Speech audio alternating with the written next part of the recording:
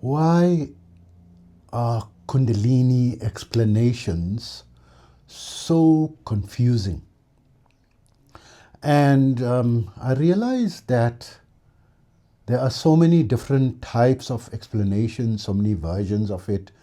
And sometimes I even comment on some of the podcast shows or YouTube, specials that they have, and they interview mystics or religious leaders or yoga teachers and so forth. And when they start speaking about Kundalini, it seems so wrong and confusing. And when I push back and make a comment, people push back against me, saying that I never listened carefully, and the person that's speaking is very well educated and well respected. And yes, I agree that the people are long established, well respected people. I respect them myself, and they have a lot of knowledge on things that, where they've accomplished themselves in certain aspects, which is deserving of respect as well, right?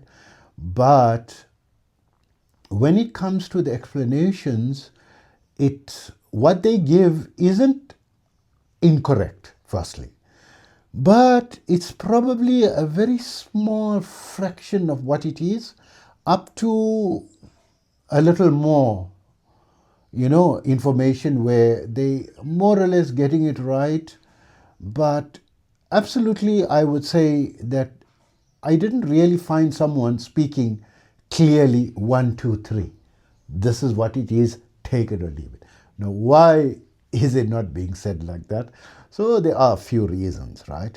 Reason number one, and it's not in any order of importance, and there isn't like a list, but I'm just telling you offhand why, from my personal opinion.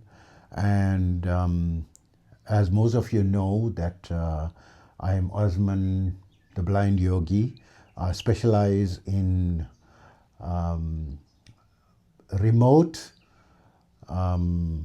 bioenergy healing, specifically in terminal illnesses and critical care recovery. And there's a lot of pushback from the scientific fields regarding my ability over the past 50 years, that I'm having a great deal of success. But I always say that my success isn't some miracle.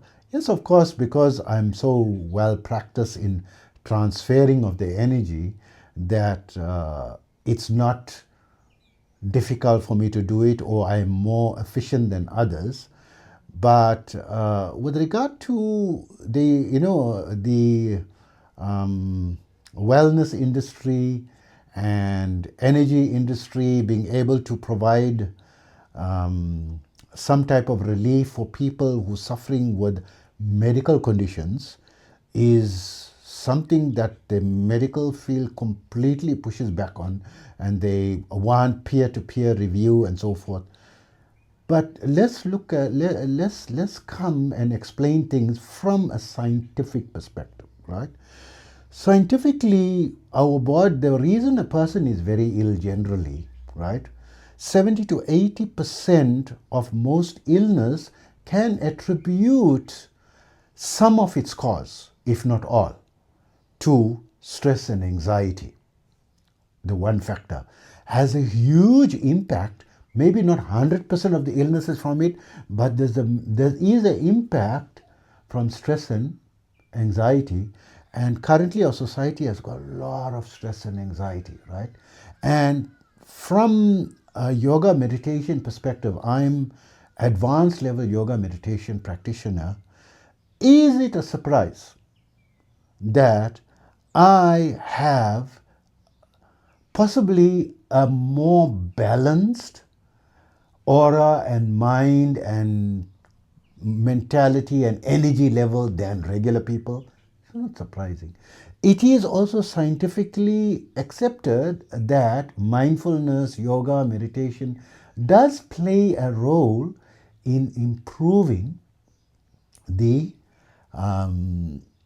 they help markers from improving stress levels and improving also immune function, albeit slightly, maybe 5 to 15%, albeit, right?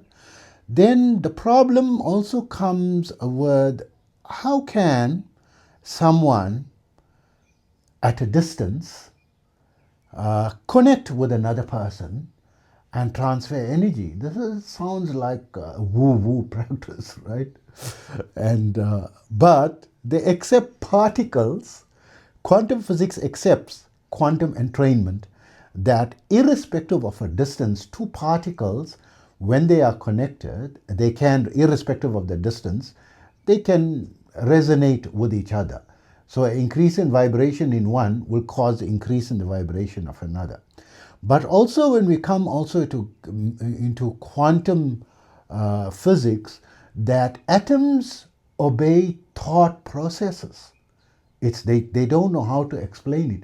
So there is a link between the mind and quantum physics and the movement of particles, right? So it can influence the mind can influence, and at what distance, right? They don't know for sure, right?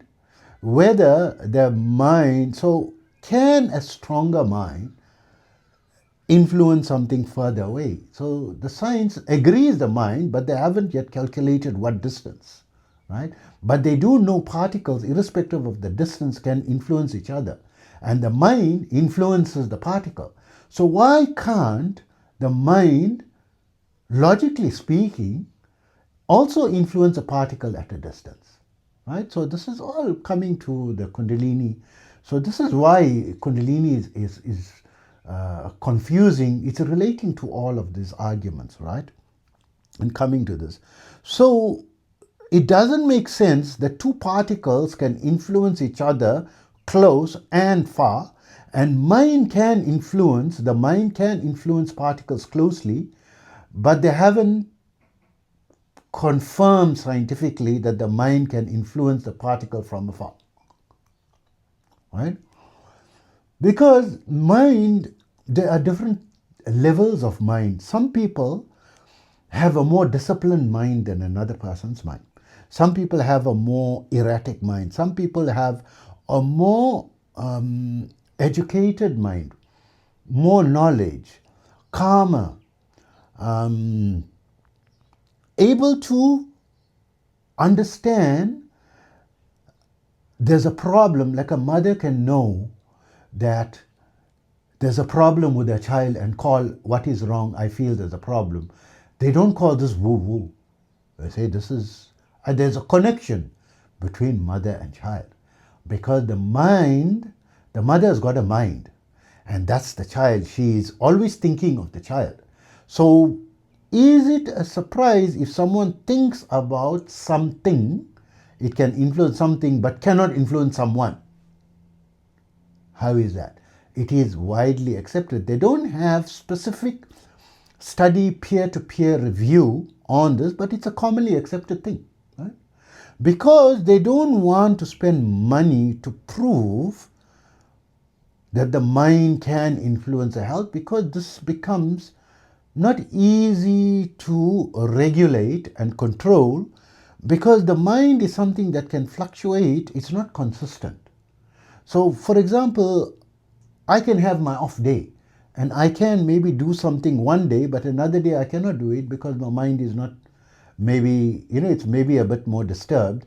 So it's going to be difficult to have it controlled and to spend $100 billion US. And to find the people scientifically, how do you know which person can, which cannot? Then you have to have a process of qualification and certification. How do you certify these people?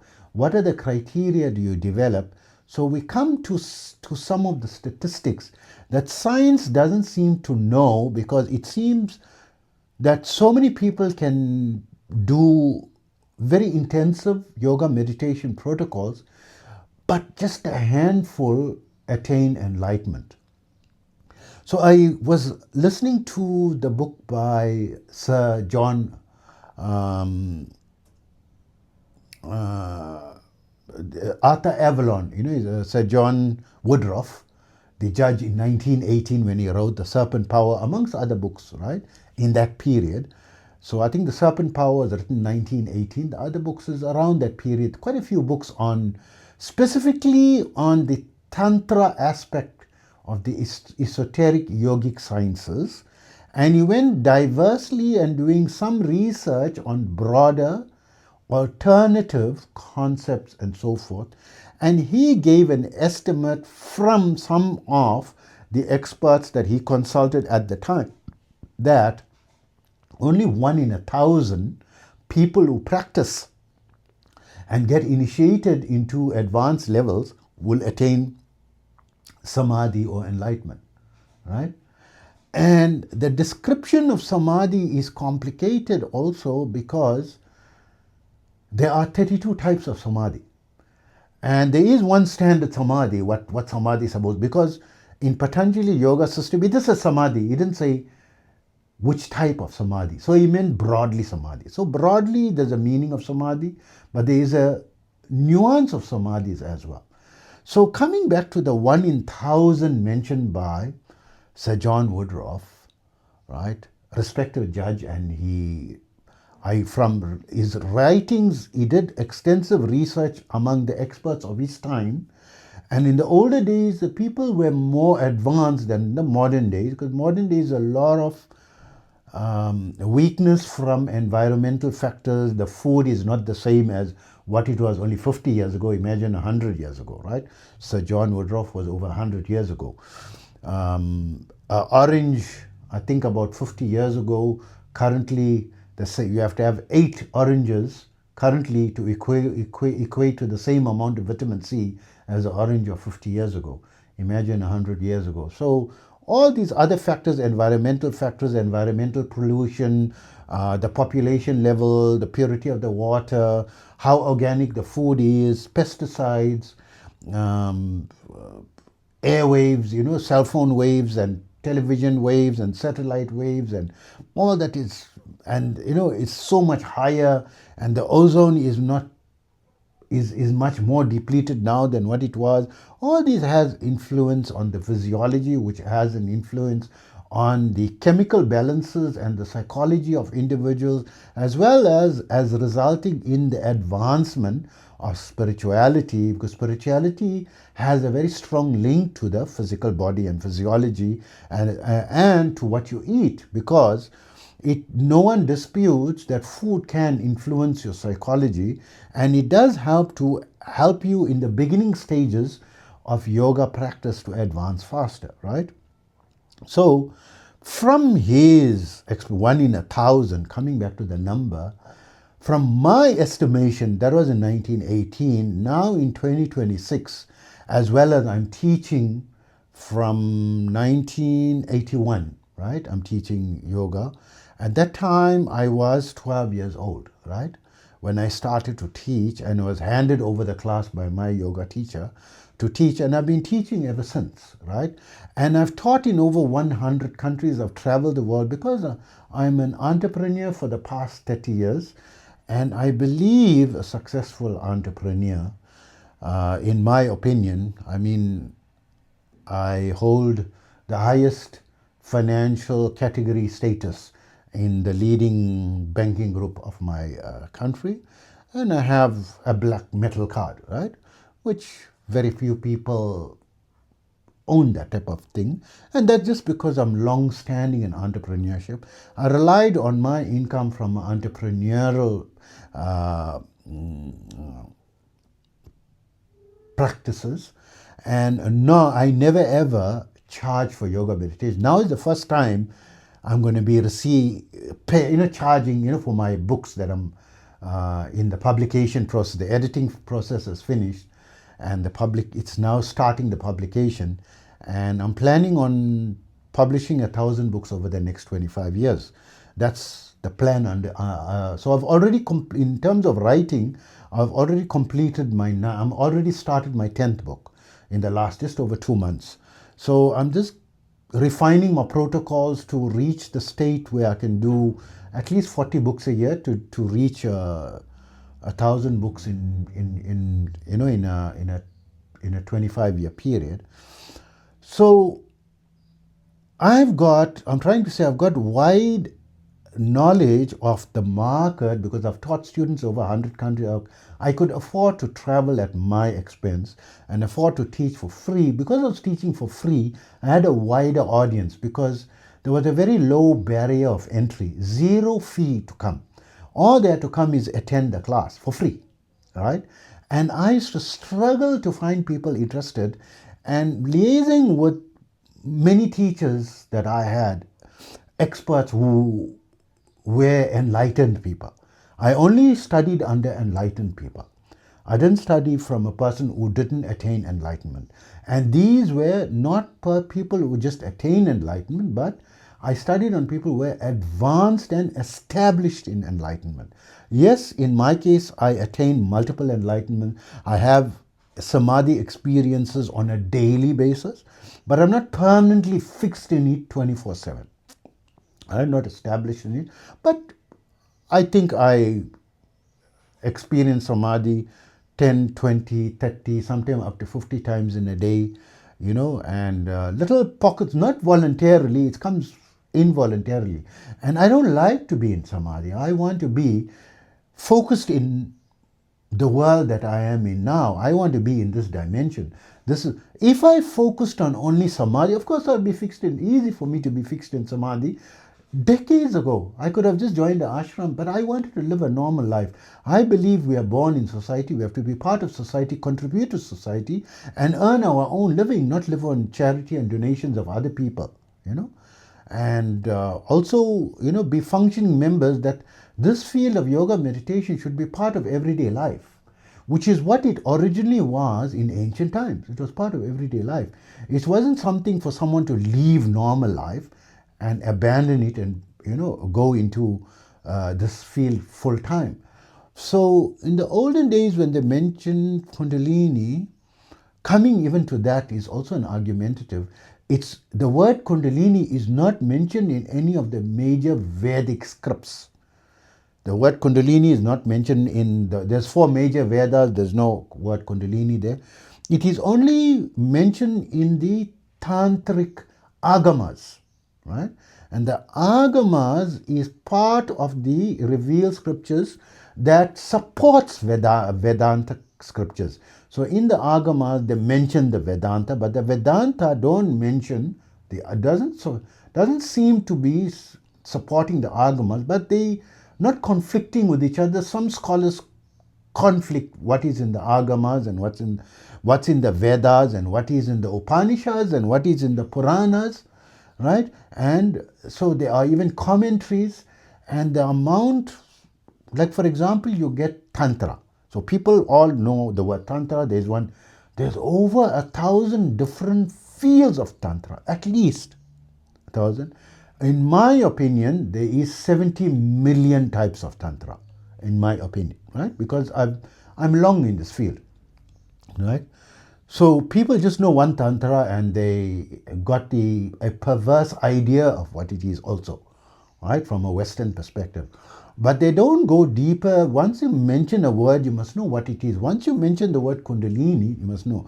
Now, Tantra is devised specifically in support of because Kundalini is mentioned in Tantra. Tantra and Kundalini mean something, a word from Tantra.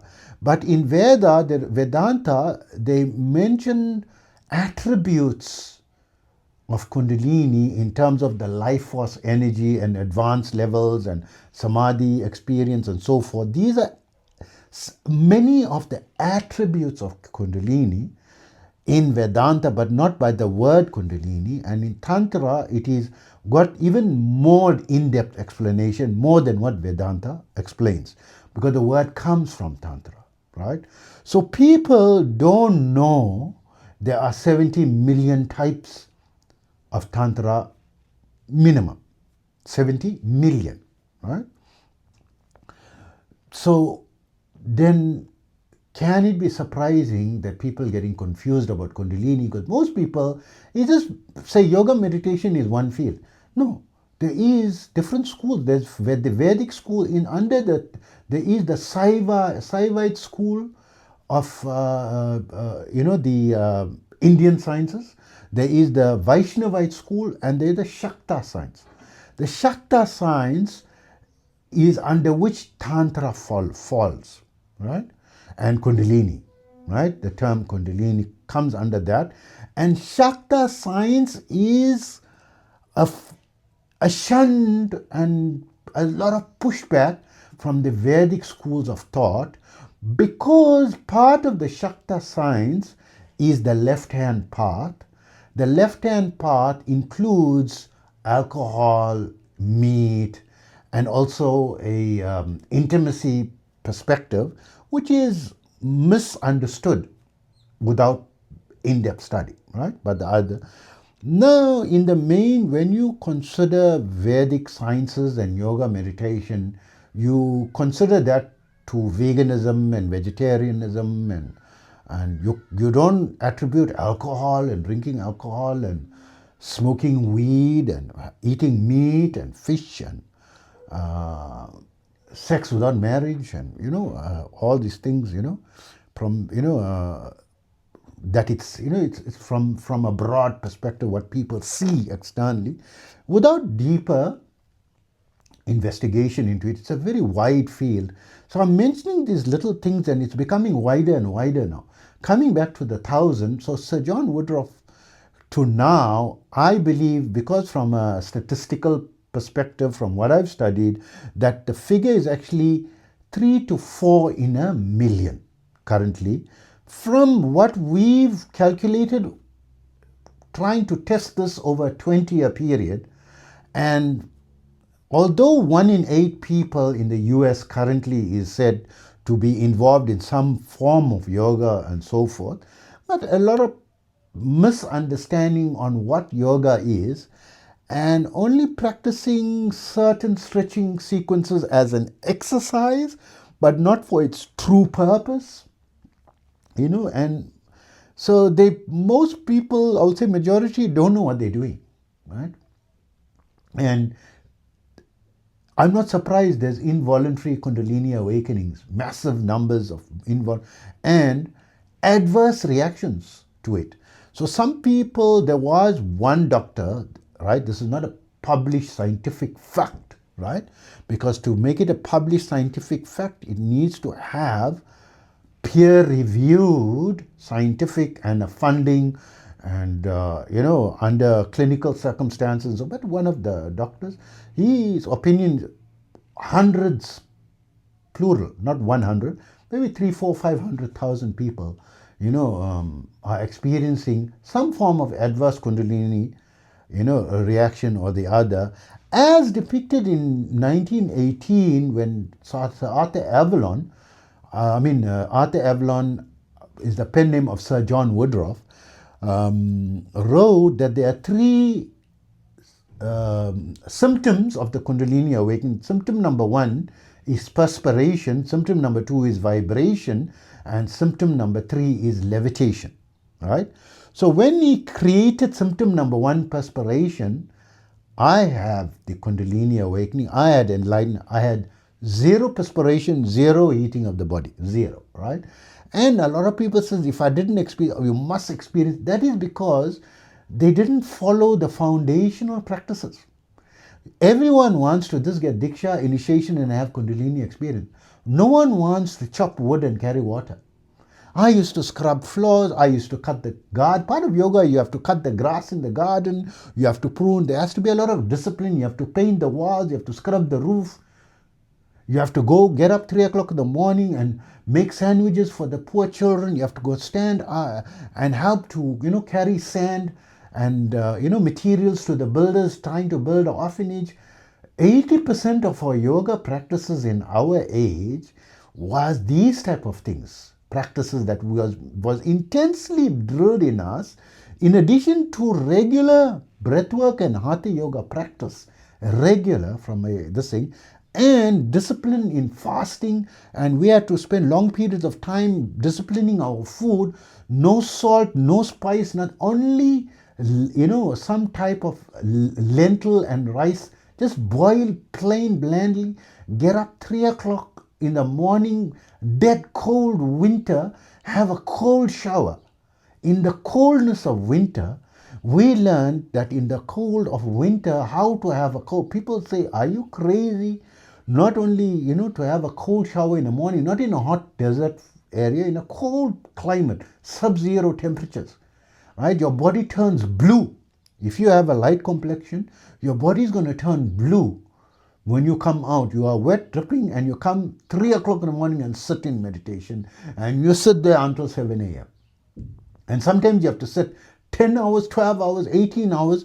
Your legs are paining. You don't uncross your legs. You want to go toilet. You don't till your teacher says you can go to toilet. You can squirm and these are the disciplines that we had that I never experienced perspiration or body heat, but experienced vibration, yes. But not how people are vibrating and gyrating and they're going. It's like I feel every cell vibrating. If I go into it, yes, I can feel it, but the body is able to withstand because we're increasing the increment of the energy of the Kundalini over decades, over years and years and years. It took me 30 years to get the grips of learning how to control this energy. Now I'm able to control it at will, because there is a relationship between me and the Kundalini. It's an intelligent energy, right? 30 years. So this pushback against this energy healing remotely and the Kundalini, which is the Kundalini? Some people say that it is the cosmic energy, the energy that's the cause of the entire creation. So a respected yoga person or an enlightened person is Ramana Maharishi. So currently, a respected person in Kundalini who talks about the word Kundalini is Igor Kashev. And he says a lot of people don't that Kundalini is not in your body. It's out. How can it be? The whole universe. It's outside the body. It's not inside. It's not in the base of your spine, right? So some people say it's the base of the spine, and some people say no, it's outside. So it is both inside and as within, so without. The entire universe is inside you, and you are also inside the entire universe. So this is dealing with a dimension beyond the concept of what the mind can understand. Right? That's why it seems confusing. So my opinion of 3 to 4 in 10 million, because it works on, let's say we're doing email marketing, all right, from a business perspective. On average, if you get the right target market, you can expect 2 per 10,000 to respond that day. Means 2 per 10,000 is in the market for the product that you are selling today, the day you sent it. But maybe tomorrow, a month later, 6 months later, some of them is going to be interested in it later. That's why you have them in your email list and you keep them interested in other things that they, in articles that they may be interested in, and also passively letting them know that this is your core business and these are also the products that you can sell, that one day, and you keep offering free seminars and webinars and so forth from your mailing list, and you keep them as warm prospects, not as cold prospects. So some people have 20 million people in the email list, that one day or another, but 2 per 10,000 is the average. So if I'm cold call, if I'm sending to my list, when I was in Dubai, selling my products, the corporate product, I used to send a minimum 10,000 emails per day, right? And I had a list of 1.1 million, right? So I used to send to 10,000 of them at least. And so I used to just go over a number of days, right? So that I don't make people, irritated. So in 10 days time, it's 100,000. 100 days time, it is 1 million, right? So once in 3 months, I'm going back and checking with them again, in a subtle way. So coming back to my observance and observances we believe that from those who are interested in this field, the 2 per 10,000 that are interested in this field, only 3 or 4, if we get them very early in the youth, around 5 years old, and spend 20 years training them. These are people whose design have got the the person with the spiritual eye, the guru, the advanced, can see who's inclined to this field. This is the 2 per 10,000. Choosing 100 from that group, that small group of 2 per 10, only 3 or 4 per 100. So very conservatively speaking, we say 3 to 4 out of 1 million, right? Because 100 times 10,000 is a million, right? Because 100 out of the 2, so it's actually 0,0006 to 8, right? So 0,0006 or at best 0,0008, but I like to divide it in half to be more conservative so that it stays realistic, is 0,0003 or 4. That can have full experience and understanding of what enlightenment level is. From those that can get enlightened, a further maybe 1 in 1,000 going to have the full understanding of what Kundalini really is. So enlightenment also doesn't mean you know what is, because Kundalini is just one pathway to enlightenment. There are how many pathways? 70 million. I mean, Tantra got 70 million, right? There's 70 million, at least 70 million pathways. But from the broader categories, let's to make it more realistic, there is the pathway of Advaita Vedanta. There's a path of Bhakti Yoga. Like people, does it mean the person who goes to church is not saved? Of course not. It's the best way.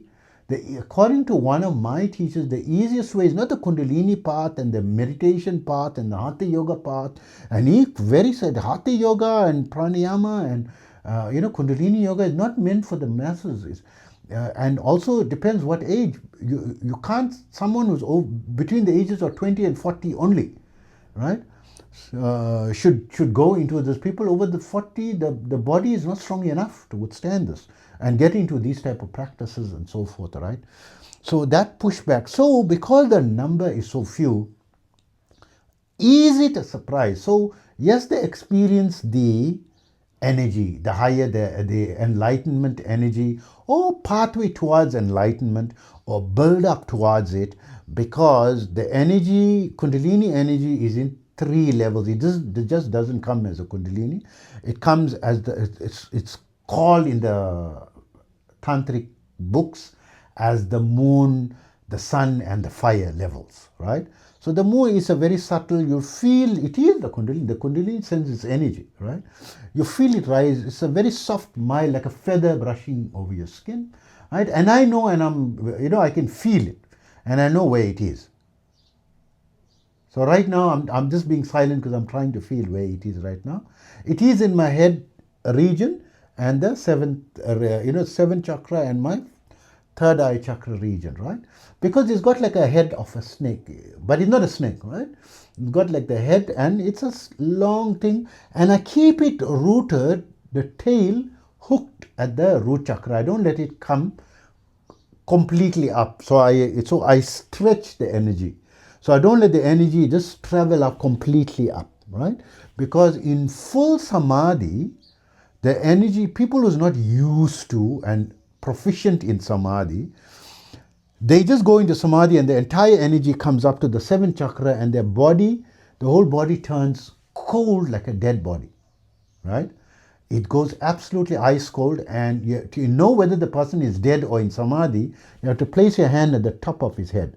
At the top, if the top of the head is warm, means he's in samadhi. But if the entire body and the top of the head is cold, then he's dead. But the rest of the body is like a dead body. You won't be able to perceive a heartbeat. You won't be able to perceive a brain wave, right? Because it's so low, right? Because of course the body can't do this thing. Some people claim the heart has stopped and so forth, but using finer instruments with people who attain samadhi, especially now there's over 50,000 papers written on, the meditation studies and so forth, right? They found that actually it's in a very low frequency, not completely dead, right? But to the common person, it's perceived as dead. So This is why people are getting confused as to what is right Kundalini and what is not Kundalini. And people say this is not the energy, nothing can, to give you the broad answer is nothing can exist, not a blade of grass can move without the cosmic energy. The cosmic energy and intelligent energy is the intelligence behind it. That's how come the earth is moving around the sun at a specific speed and a specific orbit and a specific angle and keeping a specific atmospheric. There's a big intelligence if you look at the entire cosmos. How things are moving, it's like inexplicable.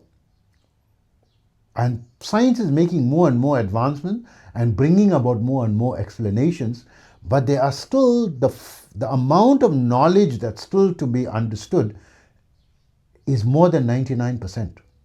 The amount of knowledge that people feel they have is only 1%, and then they found that there is multiverses, not only one dimension, multiple dimensions, right? Now that makes it fraction of, it means we know nothing, basically.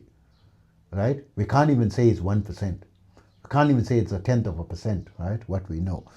So this energy is intelligent, and then some people say, no, prana is different, pranatana is different, kundalini is different.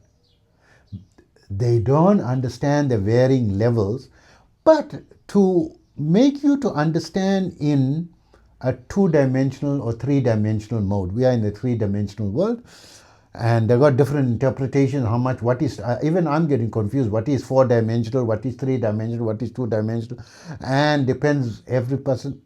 So let me say in today's idea, in how science wants to be able to put something under a microscope, let me just say the fullest version of Kundalini energy where, is where they are able to speak to the intelligence of this energy like an entity, right?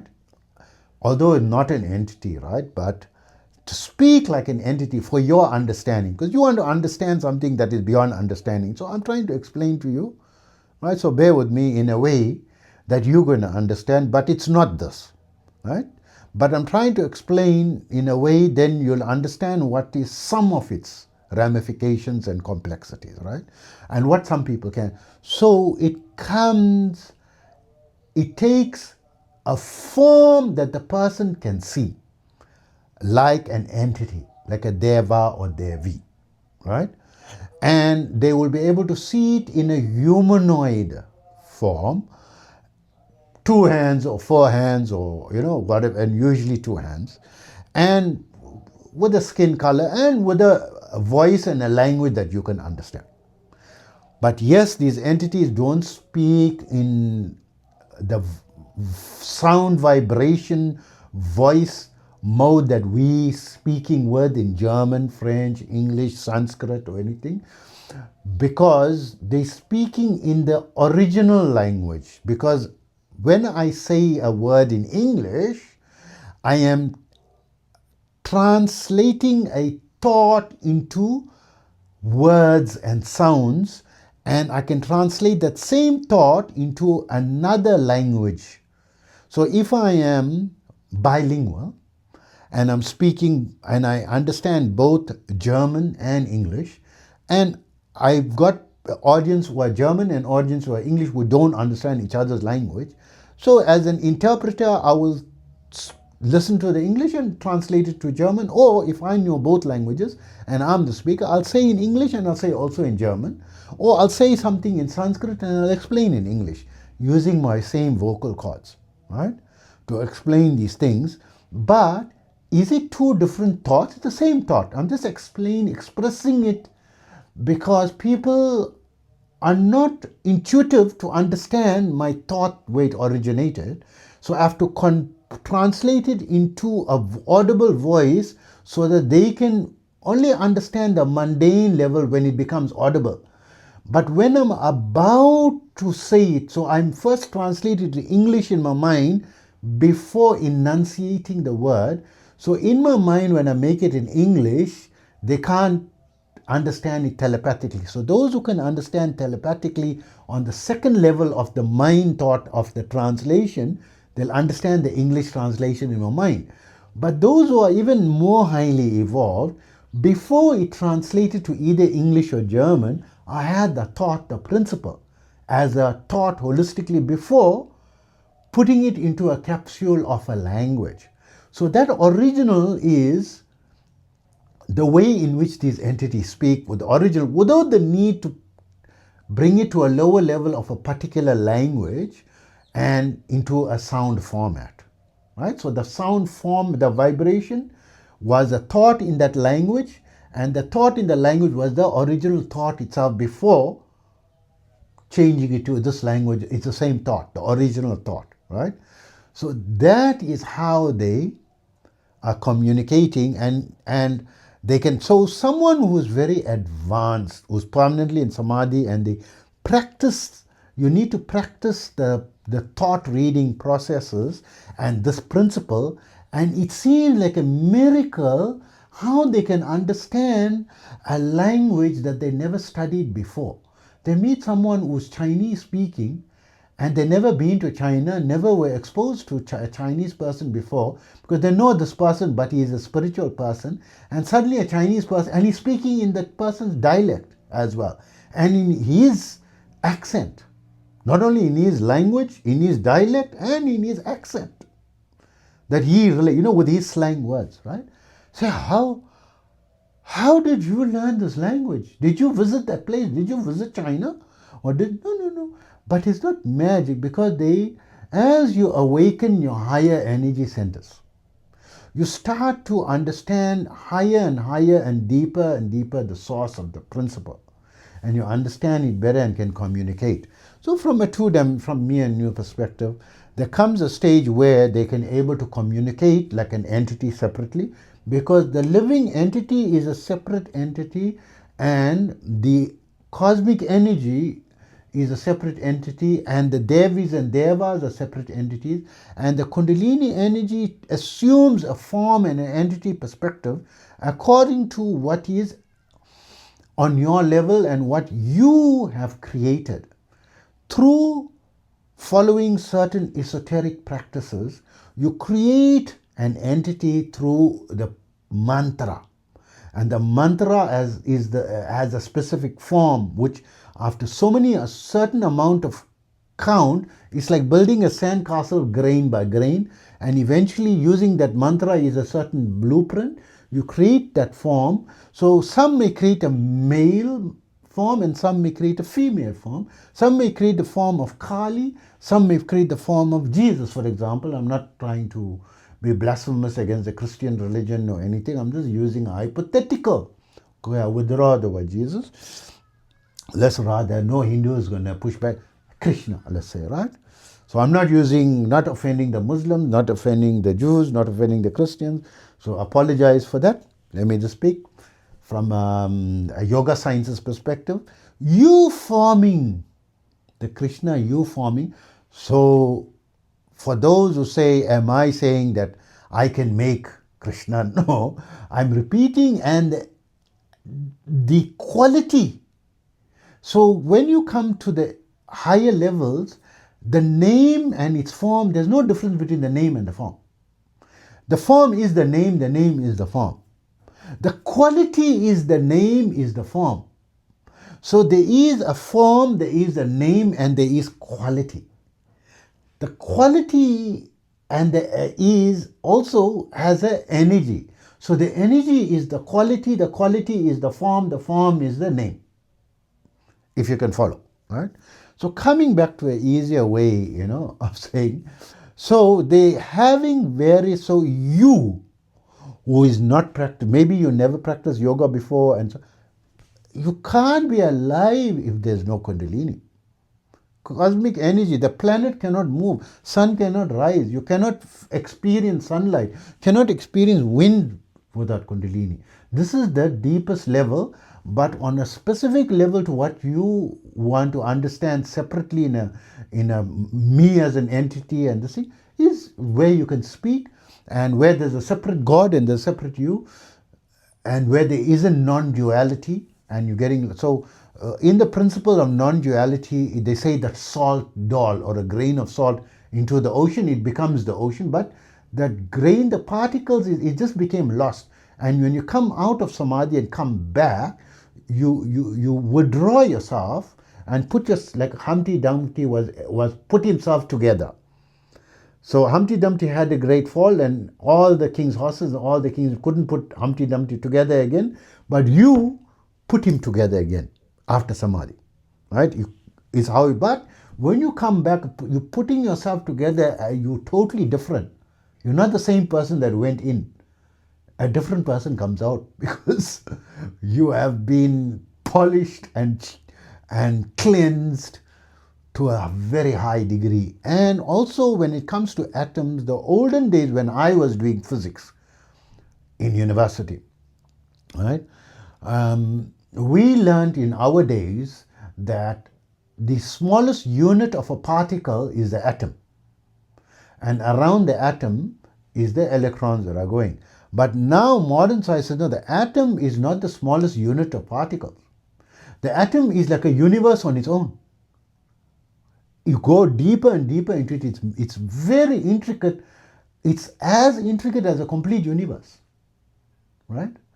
So this is, if particles can be so good, that is why the understanding of Kundalini is so distinct. And people say, no, this level, they don't know what is Kundalini, because if you really experience Kundalini, you can't speak and you can't, it's like mind-blowing, and you can't, and I was like, Igor Kasayev speaks a lot about his Kundalini awakening experience. His whole body was vibrating, and if you were sitting on a chair, you can hear the vibrating noise, and he had to sit at the back of the class just prior to the full awakening, and he believes he's got the full awakening. If you have the full awakening, your whole body will burst into, will split, like you're splitting an atom. Everything will split into smithereens.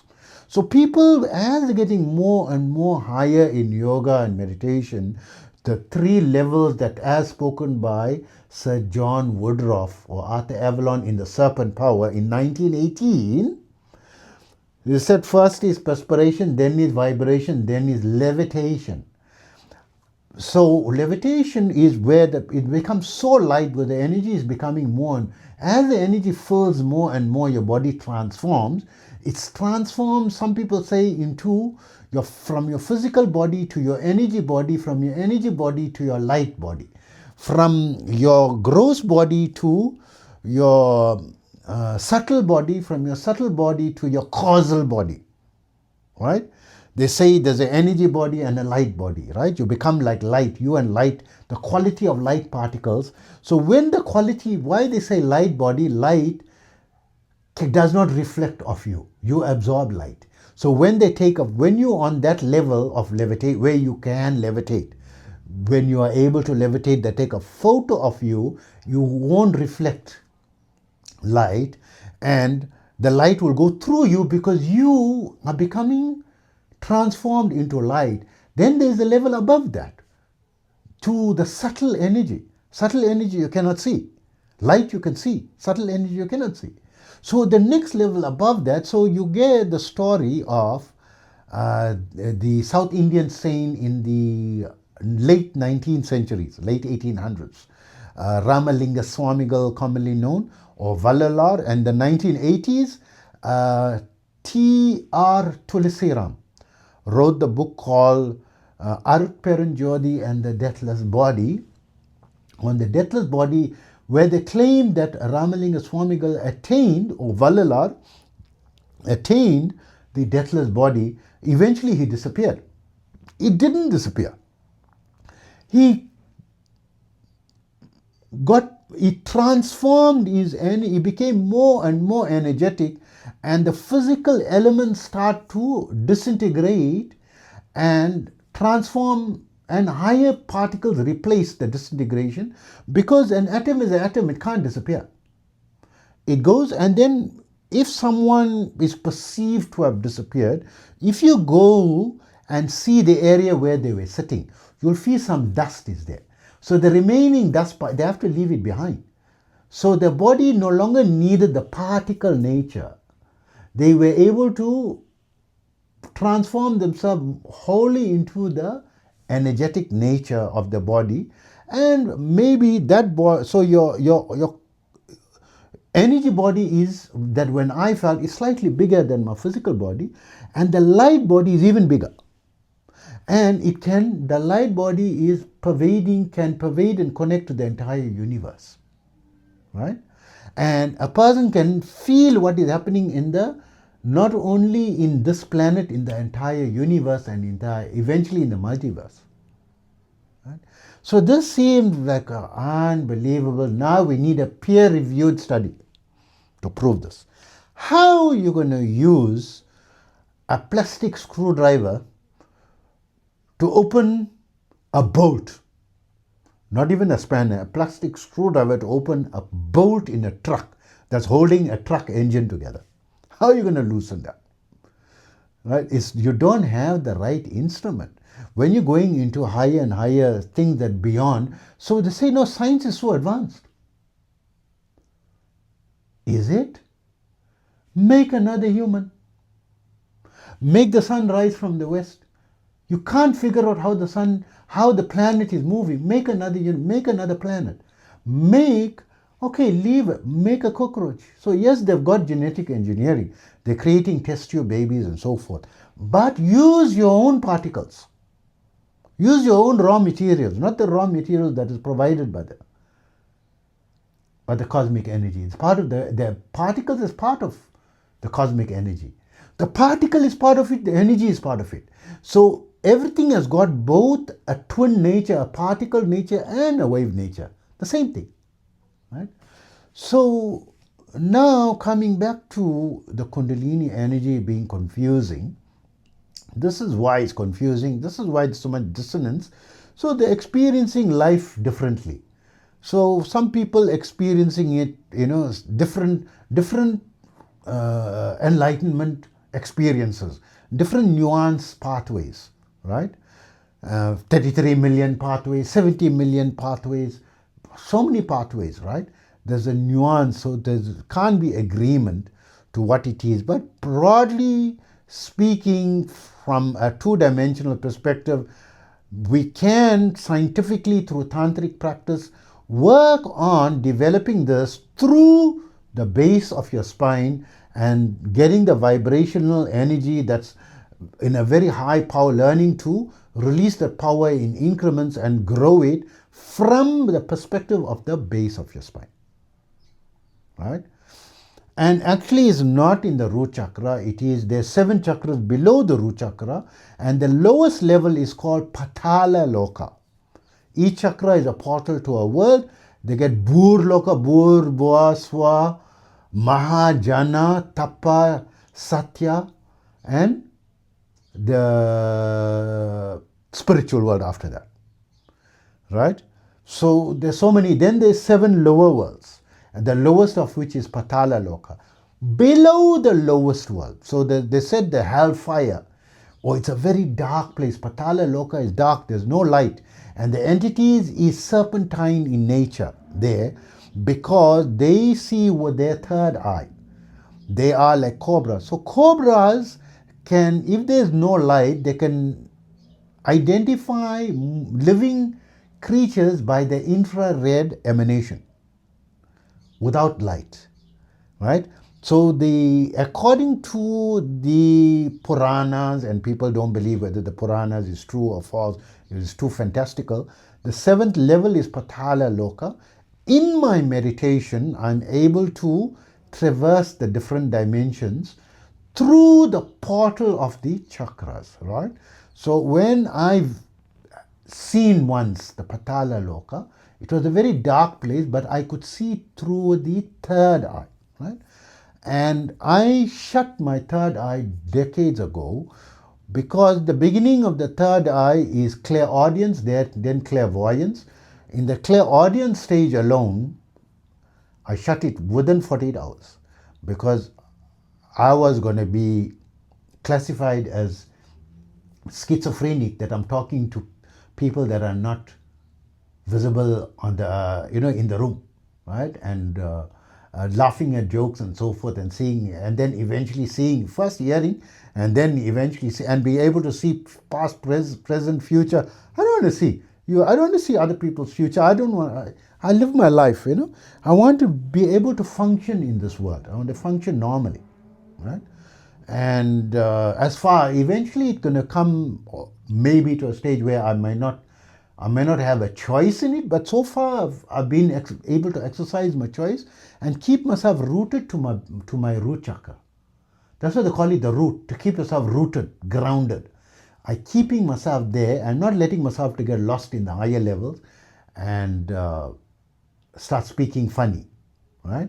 So I'm able to speak in a normal way and explain things in a normal way, and that's how come I've got so much to say on anything small, because I've always been I spent so many years trying to study it deeply, but also from the perspective of these scientific communities, so that I bring a balance, and then I understand why there is dissonance between the esoteric spirituality field and the scientific field. So I'm trying to create that bridge between the science and spirituality, and the meeting point when the energy levels, and I'm able to, but I'm doing this for 50 years and I don't know how many people I'm healing. And it is in fact the Kundalini energy that's going there. It's an intelligent energy that is in contact with every human. It knows, in contact with every atom, right? So if I'm speaking to the entity here, the entity is also with you. It's in another planet, it's in another part of the world, it's in also the past and the future, right? It can understand what I want and make changes in the future, and it can understand certain things from my past. It can change the way I perceive my past, right? For me to make peace with my past, or delete it, or make me understand it in a completely different way, that is like a whole different world. Your perspective is your world, right? And so forth. So coming back to this Kundalini, why it's so confusing. Yes, these are all the things that happens depending on the pathway you're following. So some pathways don't accept the word Kundalini. So okay, that's your pathway. Choose a path, right? Choose the one that you have access to, that you like, and is possible and practical. And an ounce of practice is worth tons of theory, right? So yes, I practiced a lot over decades, but when I was teaching, I learned more. I studied tons and tons of literature, but I learned more when I practiced than all the tons of literature that I studied. But when I'm teaching and the experience of my students, I learn more from their experience than my own personal experience, right? So that's why experience is very different. And even people say, what type of yoga do I teach? I don't know how to, because I'm trying to make things practical and adapting it to the 21st century, making it simpler and easier, and giving you shortcuts to get further with lesser effort. But my main thing is for you to have intrinsic practical benefit in a trajectory style, with simplified practices that are practical, with as little as 5 minutes per day to implement in your life, and recommended 20 to 30 minutes a day. Highly recommended not to go more than 40 minutes a day. Highly recommended. Because from some medical professionals, now I have to be so careful when I speak, because there's so much of dissonance, and especially from the scientific community as well. From some medical professionals, in their experience, who's like Dr. Bonnie Greenwell and so forth, and some of the doctors that she is exposed to, they found in their experience, right, that people who experience adverse effects of Kundalini awakening and the spirituality are usually people who's doing these meditation and yoga or spirituality practices more than 40 minutes per day. So how the 40-minute mark comes, why is the golden mean of the 40-minute? In modern exercise science, they say you should exercise a minimum of 20 minutes per day, and more than 40 minutes per day, you are just wasting your energy. you're getting your sweet spot is 40 minutes. So if you're spending 2 hours in the gym and someone else is just coming 3 times a week, 40 minutes, it's possible that you have the same result, right? So the sweet spot is 40 minutes, that you're just wasting your time. Stop at 40, but you work smart, not hard, right? If you're doing less than 20 minutes of exercise, it's not going to have a substantive benefit, generally speaking, right? So I have to keep, it becomes so tiring the way I have to keep covering, what I say. But I'm trying to bring a bridge between the spiritual practices and the scientific community. And I believe we are at a stage where science has made so many remarkable, advances, that almost all aspects of yoga, there is scientific evidences for it if you search hard enough. And when AI came, it's so easy. In a snap of a finger, I can find examples, real world life, medically reported examples, to elucidate a point that was considered woo-woo or considered, not accepted in the scientific field. So they say, like ChatGPT was saying, that my claims of 90%, is something not accepted in the scientific community. It is an exaggeration. It must be peer reviewed and so forth. But then when I bring a scientific perspective, a respected doctor in the Mayo Clinic, Dr. Don Musalem, in the podcast, Mel Robbins' podcast, it was in 2026 or 2025, right? But search for the podcast, Mel Robbins Show, interviewing Dr. Don Musalem from the Mayo Clinic, that there is, by adding, because she first studied nutrition science, and she was giving natural remedies from food to help people improve their health from their healthy food choices as a nutritionist, qualified academic nutritionist.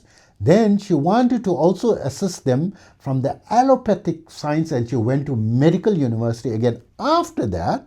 And because she qualified as a doctor, and because she is she's a cancer survivor, she was motivated to specialize as an oncologist thereafter.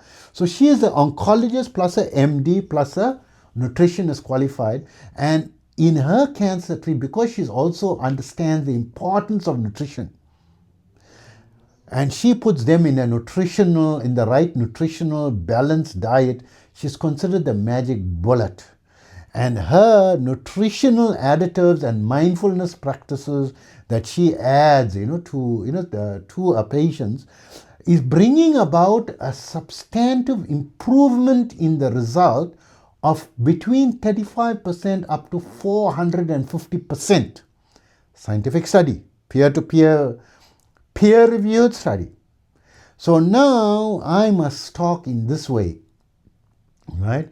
I can't just say, so from that basis, it means using natural remedies of taking care of your sleep patterns, taking care of your nutrition, you doing the yoga mindfulness practices, doing your stretching, and also your workout practices, your gym practices, your psychology, how you take problems, seeing a therapist, and your lifestyle habits, toxicity of the company, taking yourself away from the company, looking at it from a holistic purpose, not only from the drug. Yes, treatment for medical drug is only part of the treatment, but your lifestyle habits, exercise habits, is an important factor, as well as what you eat. Your diet is an important factor, and exercise is from the esoteric sciences, the proven yoga meditation also has a contributory factor. So a horse that wins the jackpot, right? It wins by a nose. The horse that came out second doesn't win the jackpot. It won only by less than 1% of the size of the anatomy. By bringing a very small practice energy, is it surprising that suddenly someone won the jackpot of regaining his life and regaining his ability to respond to the treatment in the ICU?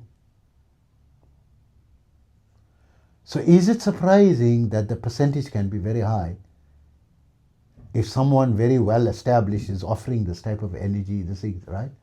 That these things is a much neglected field. A lot of people know there's a balance, there is an improvement, but what percentage is inclined towards this field?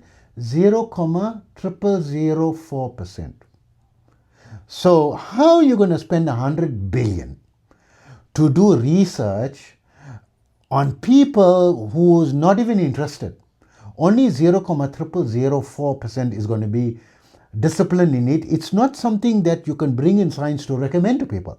You can't recommend something that people not inclined to practice. What is going to be your return on investment if the people not inclined to it? If I tell you, let me tell you now, right? The best diet that you can do, where I found from an energy perspective in my personal experience, in touch with how energy change, may be different in other people, right? Between myself and how many other people we've done the studied with? Is it 40,000 people or so? But a large number of people, thousands, more than required by peer reviewed, right? And medical papers are submitted and published in the medical journals, especially through Dr. Brooke Golda, was a licensed board certified doctor who's also studied nutrition science as well, right? Who trains other doctors in the medical school about the importance of the nutrition. The best possible is raw cruciferous vegetables blended. You must have a pound of any raw cruciferous vegetable per day, raw, like cauliflower, broccoli, cabbage, together with a half a cup of flax seeds, right, mixed with water in a full blender, 1.8 liter blender, right, and 25% volume should be fruit that's going to add for purpose of flavor, because it's not going to be tasty, right? So you can add like pineapple or banana or mango. It's very flavorful fruit, 25% in volume, to the 1 pound of cruciferous vegetable and the half a cup of flax seeds blended. There's nothing more magical than that in your diet. If you're going to have that every day from one set of papers and review that was studied, I think now 25 years, and thousands of people and submitted papers, and the person is lecturing. Are you from now on delete all your food and just make a smoothie? It like when I make a blender, I use a slightly smaller blender. I use a glass blender because I want to fit it in 3 smoothie mixers, right? The mixer shaker, the shaker bottle, right? It's 500 ml. So I use a 1.5 liter blender that it fits in 3, that I can have it in 3 meals. And you have to finish all every day, right? Man, what a massive difference in my energy levels that I feel. It's going to be the best, but it's not practical. There's so many sick people. I'm dealing with sick people. I have to be in reality. What percentage of people, they taste it, they say, Osman, be real. You want me to, they're not going to be able to have that. They rather die than have that for, some people is really sick, then they force themselves because they want to live and they got no other choice. Very small fraction of people are able to do it, right? Maybe 1 in a million, right? Maybe. So similarly, this practices is very small percentage, and of that, a fraction of those who can attain enlightenment, and of those who attain enlightenment, a even smaller fraction, much smaller than that, can even. So I would say maybe 1 in 8 billion, or let's say realistically 1 in a billion, can know what is Kundalini. I have an idea, a greater idea of knowing, because Kundalini is beyond explanation, beyond the mind, beyond, is infinite, right? So 1 in 8 billion will have a much higher understanding than possible for us to understand. It's not even possible for our mind to conceive, right? But a human can elevate to that. I know some humans elevated 1 in a billion. So 1 in a billion has got 9 zeros, right? So 90 is quadruple zero, 1%. Quadruple zero, 1%. Gonna know what is Kundalini. This is why Kundalini is so difficult. But not to get myself off the hook, let's come to give a simplified, my personal layman's definition, going into the background of what its ambit is, that if you follow Kundalini science, tantric science, the commonly accepted ones, like you can follow, get a diksha and a guru like Rajeshi Nandi, who was interviewed multiple times in a podcast Indian podcast called Beer Biceps, and Beer Biceps has got over 8 million subscribers, and it's presented by the host called Ranveer Alabadia, right? The TRS show, the Ranveer show, Ranveer Alabadia. Ranveer Alabadia also got another podcast channel, in conjunction with Beer Biceps, called the TRS show, in which he's got 11 million followers. In both these, they interviewed Rajeshi Nandi multiple times, more than 4 or 5 times, I think 10, 20 times maybe, right? But many times, and he goes very deep into Tantra, that from an engineering perspective, is a qualified engineer. So the way in which he explains it is for our logical mind to understand. Easier for us to understand from that perspective if you follow that way. So you're going to choose, a male will choose a female mantra and a female will choose a male mantra, because you're going to create the form and you're going to get into such a intimate relationship with that, creation, that is going to be a balance between male and female, right? So a lot of male, they do the female mantra and they identify with the female and themselves feel that themselves are the female. And they don't keep the identity as a male. And then they start even exhibiting qualities of female. There's one person on the podcast called Shloka, I think, by the Times of India, I think, right? Shloka podcast. She interviewed one Rangoli, right? Rangoli Sharma is the name of the host. She interviews her uncle, one of her uncles regularly, who is a teacher for, I think, the Mahavidya Tripura Sundari or something, right? I don't know what field they call that. And he came on, multiple times. And there was someone, I think it was an uncle or someone else, he says every 28 days that the woman has a menses cycle, he also has some form of bleeding, right? And he says he experiences the pain of menses, and there is some blood as well. As a male, he's a male, right? He's not hermaphrodite, he's not a hermaphrodite, right? Although there are some. So this is how deep it goes, right?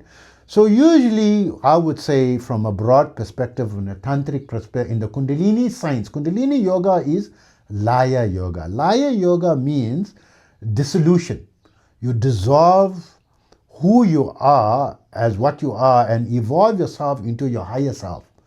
And you have to raise your energy, your frequency to the level of the Kundalini energy. So you can make the Kundalini energy into a higher energetic entity or a physical entity. That after 12 years, 24 years, like one mandala is 12 years. So there's also one yama is 3 hours. Every 3 hours you must eat when you're doing Kundalini science, because the energy is very high. And every 12 years you reach one major level, and if you're doing like 2 mandalas or more, it's possible many people are able to perceive or even see the deity. And but this is a rare phenomenon, and people like Ramakrishna, he could see Kali, like how two people are seeing each other, and talk to her, and as very real, right? In a physical form, he could see, right? But no one else could see, right? To him, it materialized in the physical world for him, right? So many people, they see it in the physical world, like how they're seeing you, they're seeing that as well.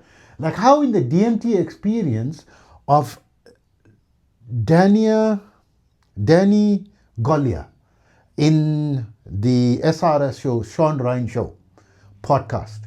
I think it was in March 2026, right? This search for Danny Golia, who did thousands of experiments with DMT to bring a scientific perspective, where he's doing experiments with the laser beam and so forth, but he's using so much of DMT. Eventually, he's seeing what he sees, the entities in the real world, but other people can't see it, because his brain is confused whether he is under the psychedelic experience or the real, and he can now start seeing it in the real world, right? So you influence your pituitary gland, your pineal gland, the hormone secretions, your natural DMT secretions in your body, and whatever other secretions that science does not know. It's already starting. It doesn't know whether you're asleep or awake, whether you're dreaming. It brings your dream to life while you're awake, and so forth. So there is various levels of Tantra, right? So I'm trying to bring scientific. I don't want to say something that is woo-woo and people push back and say this is totally unscientific and don't follow, this thing, right? So we're giving what it could be from a scientific perspective and accepted under science, right? What's the explanation of what you feel? So you focus mantra. When you recite the core of a mantra, one of the cores is the mantra of Tantra, right? Tantra means like a technology or a practice. Part of the technology is the diagram, and the diagram has got a mantra, and the mantra has got a frequency. There's a frequency that matches the diagram, and the diagram matches the mantra, and matches the deity, right? Where there's an iconography to the deity as well. That entire mixture of everything is a Tantra. And mantra, the word man is one of the key words of mantra. Tra is like a practice.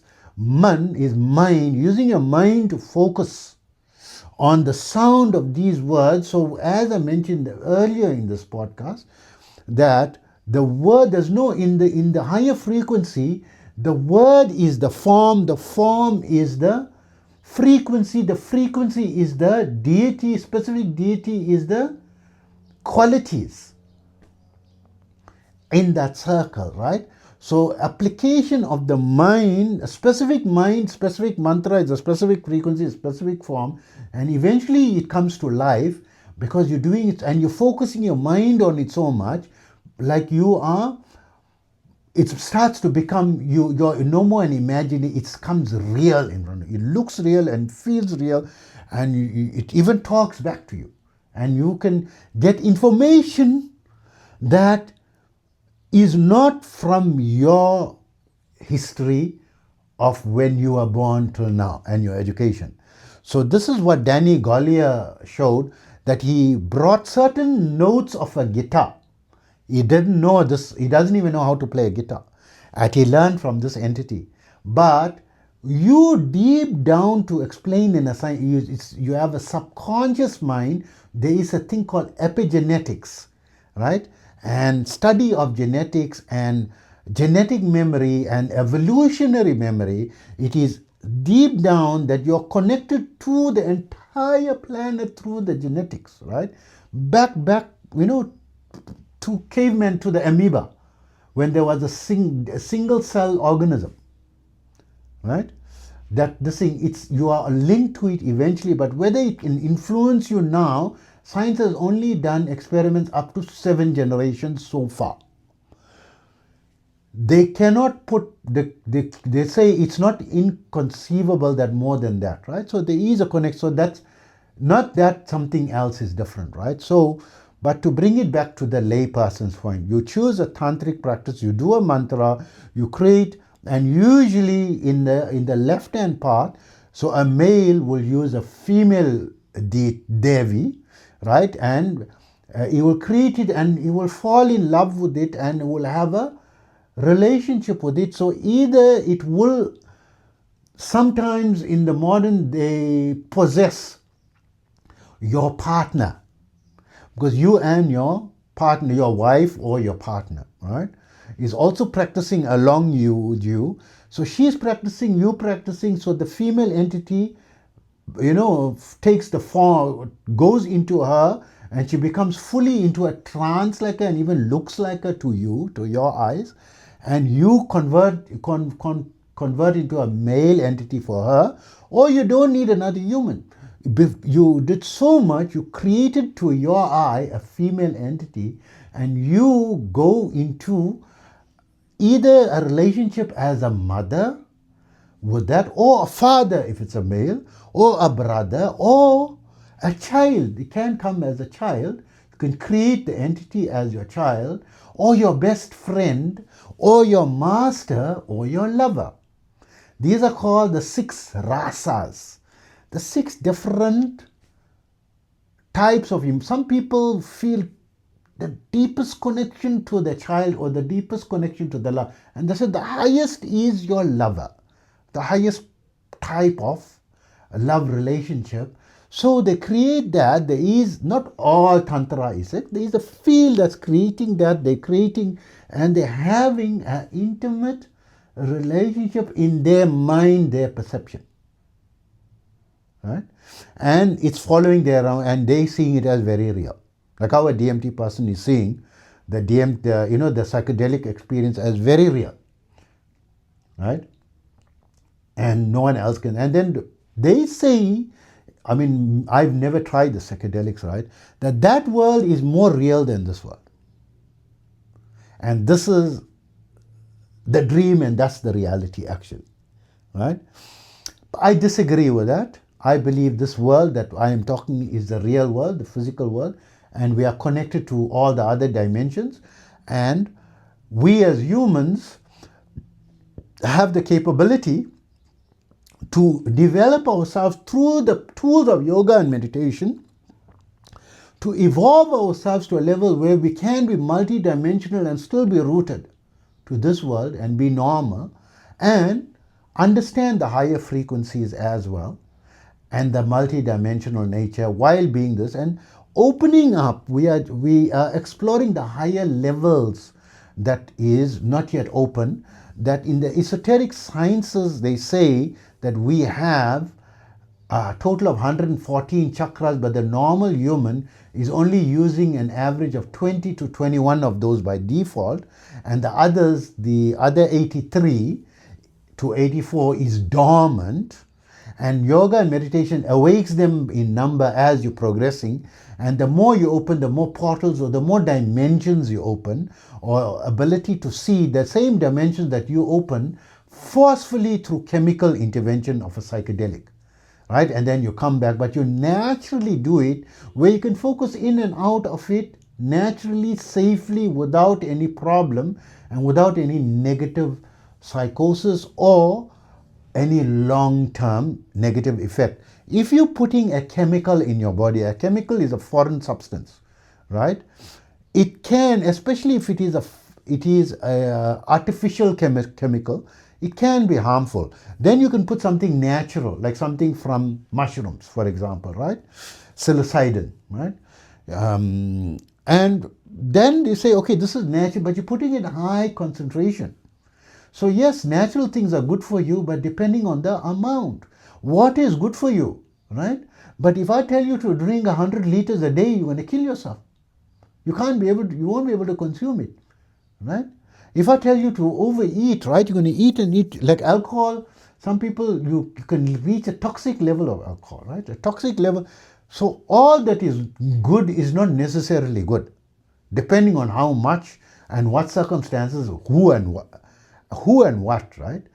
Not everyone can have everything, and not everything in any quantity is good as well. There is, so I've got people who are suffering with diabetes, and they suffering with eye loss. Yes, they're under treatment, they under the medications and so forth. So we're using natural methods to enhance their body to be able to live better and manage their diabetes better, because exercise and nutrition and mindfulness practices, all these help in your management of diabetes, right?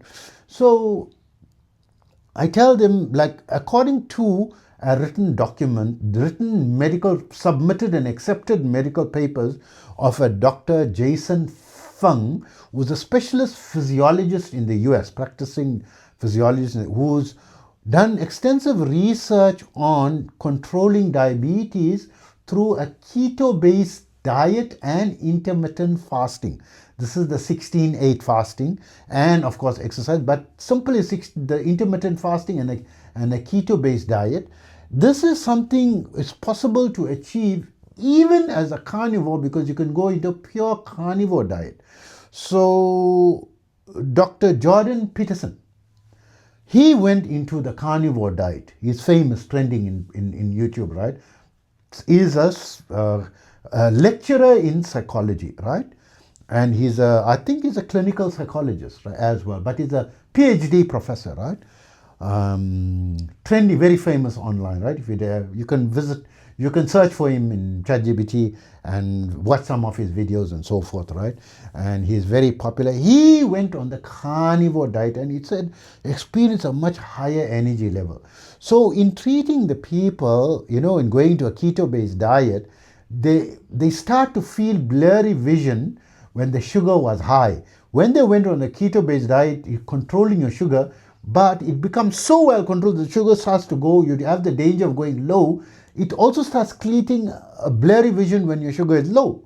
So when your sugar is high, you're having blurry vision. When your sugar is low, you're having blurry. You must have that medium. You must allow your body to adjust to the keto-based diet. Eat initially every 3 hours if you're diabetic, and especially if you are on medication like metformin. Don't allow your sugar to go low. You have to keep an even keel. You can't be doing intermittent fasting if you're on medication. That's out of the question. Because if you're on insulin or metformin, it's going to keep dropping your sugar. So you have to be eating the right balance of protein and like cruciferous vegetables, right? Not any vegetable, right? But if you go on a keto-based diet, this is what's going to help you, right? To manage it. But too much is not good, and too little is not good, but the right quantity is good, right? It's going to cause the same problem, whether high or low. So there is different strokes for different folks and different levels. So coming back to this, you can't push yourself in this spiritual field. That's why I got my 5-minute yoga and meditation program. You start with 5. I always tell my students, do just the 5. There's a lot of intelligence going behind that 5-minute program. That alone is enough for you. You build on that. When you're doing that and you become used to it, eventually, there was a student of mine, I told her just do 5 minutes a day, right? And within, I think, a 7 or 8 month period, within 6 to 12 month period, she was already doing 45 minutes of meditation. I said, you're doing too much. I told you only do 5 minutes. I said, no, but I'm enjoying it so much and I want to be longer and longer and longer. And when she was sitting the 2-minute meditation, she started to feel it's, better and better and better, and sitting longer and longer. And the type of meditation that I'm recommending is the mindfulness meditation. So to go up to 40 minutes is safe. Don't go above 40. If you're going above 40 minutes, there's a danger of negative, right? So this is not peer-reviewed information, just from the people, from doctors that I know, right? Is one opinion. And it's a safe opinion because they've done scientific research on meditation. People who meditate 20 minutes a day, right? They said it's very safe and good for you. Over 50,000 papers is written on 20 minutes a day. Safest is 20 to 30 minutes a day. Safest. Don't try to push yourself too much. So try to be practical. Better for you to do 5 years of 20 minutes a day than to do 3 months of 90 minutes a day or 2 hours a day or even 40 minutes a day, And do just 5 minutes a day for five years, for crying out loud. And I feel those who are doing 5 minutes a day for 5 years going to have a much better result than those just trying and they're going to get fed up. It's not bringing any results. But 5 minute practice, keep it dedicated. You're going to see some improvement, and on its own, it'll open and grow like a flower in you where you're feeling amazing. You allow the amazingness to take over and let it grow on its own naturally. You will increase that 5 minutes on your own because you're feeling so good. I spend every morning 5 hours only in the morning. I do 8 to 10 hours a day practice, but the morning 5 hours is, there's nothing on this planet better than that time. There's no amount of money in the world. There's no woman or friend or daughter or food or Ferrari or Lamborghini or Aston Martin or Rolls Royce or Patek Philippe watch or anything than that 5 minutes I want, that 5 hours. And I don't feel like the 5 minutes that you are spending. So what happens is, as the time, you only feel 5 minutes. The true yoga and Kundalini practice is when you only feel 5 minutes. Even you spend 18 hours, you must feel only 5 minutes. Right? You go into that samadhi, the no time zone, you experience only 5 minutes, but in the clock 18 hours went. In the clock 5 hours go for me every morning. I'm only feeling 5 minutes. This is so amazing, so loved, so enjoyable, right? I want that to develop naturally in you. I just put the seed in you. It's something it's going to take on its own. You don't have to increase the time. It will increase on its own. This is you now connecting with the Kundalini and you letting it to grow because it's in you. It's alive. Kundalini is alive with you. It's growing like a flower and it's growing into 20-minute practice is going to. I even forbid my student, don't do so long. She said, I'm enjoying it so much. I'm enjoying it so much. I said, but remember, just do minimum 5 minutes. So if you're very busy, don't forget your 5 minutes. So yes, you're enjoying, you can say, but be careful as well. Balance your life. Don't go into long. So why I'm spending so many hours? Because my work directly is dependent on the amount of time that I need to sharpen the sword 8 to 10 hours a day in order that if I get a phone call for a terminal illness remotely, my sword must be sharp enough to be able to help the person the best I can, because life and death situation, it helps the patient more the more my attunement is kept to as peak a condition as possible. And that's my full-time job, right? But that's not you. I want you to live. I also lived a norm. I got 6 divorces under the belt.